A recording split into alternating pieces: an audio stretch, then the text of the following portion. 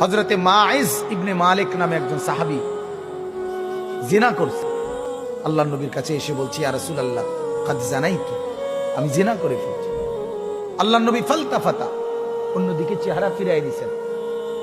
আবার তিনি বললেন ওইদিকে ফিরে গিয়ে, ইয়া রাসূলুল্লাহ আমি জিনা করেছি। নবীজি আবার চেহারা আরেক দিকে ফিরিয়ে নিলেন।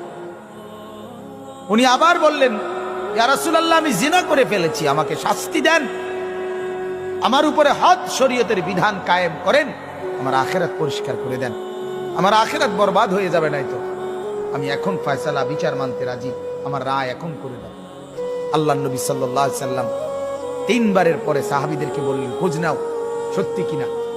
খোঁজ নিয়ে দেখছে সত্যি ঘটনা। আল্লাহর নবী সাল্লাল্লাহু আলাইহি সাল্লাম বলছেন, গর্ত খনন করো। গর্ত খনন করছে। ওই সাহাবীকে গর্তের মাঝখানে কোমর পর্যন্ত দাঁড় করাইয়া বাকি সাহাবীদের